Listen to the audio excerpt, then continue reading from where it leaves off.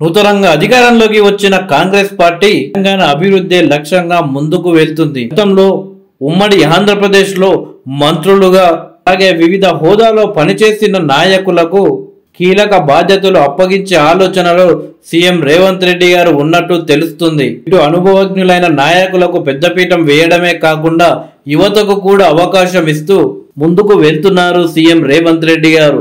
ఇప్పటికే ప్రొఫెసర్ కోదండరాం అలాగే TPCC working president అయిన మహేష్ గౌడ్ బొమ్మ వీళ్ళని ఎమ్మెల్సీ అభ్యర్థులుగా ప్రకటించడం జరిగింది. ఇక NSCI state president Venkat Balmoor ను ఎమ్మెల్సీగా ప్రకటించారు సీఎం రేవంత్ రెడ్డి గారు.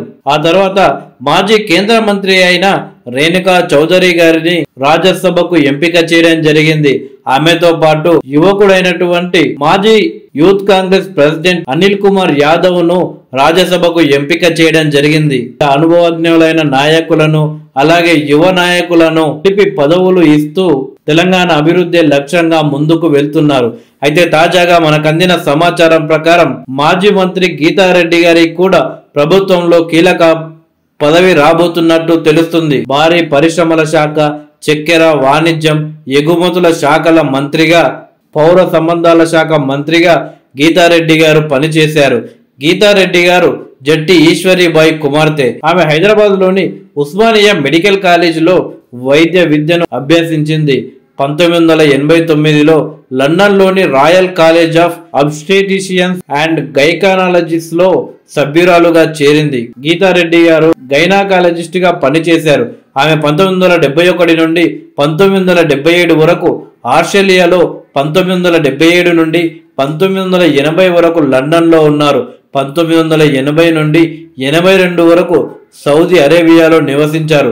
ఆ తర్వాత ఆమె భారతదేశానికి వచ్చేసింది. గీతారెడ్డి గారు 1989లో కాంగ్రెస్ పార్టీలో చేరి 1989 ఆంధ్రప్రదేశ్ అసెంబ్లీ ఎన్నికల్లో పోటీ చేసి గజ్వేల్ నియోజకవర్గం నుంచి గెలిచి తొలిసారి ఎమ్మెల్యేగా అసెంబ్లీలో అడుగుపెట్టారు.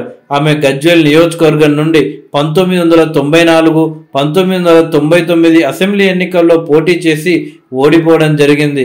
గీతారెడ్డి గారు 2004 అసెంబ్లీ ఎన్నికల్లో పోటీ చేసి తిరిగి గజ్వేల్ నియోజకవర్గం నుండి గెలిచి డాక్టర్ వైఎస్ రాజశేఖర రెడ్డి అలాగే రోషయ్య గారి ప్రభుత్వాల్లో పర్యాటక, సమాచార, పౌర సంబంధాల శాఖ మంత్రిగా పనిచేసింది. 2009లో జహీరాబాద్ నియోజకవర్గం నుండి పోటీ చేసి మరోసారి ఎమ్మెల్యేగా గెలిచారు గీతారెడ్డి గారు.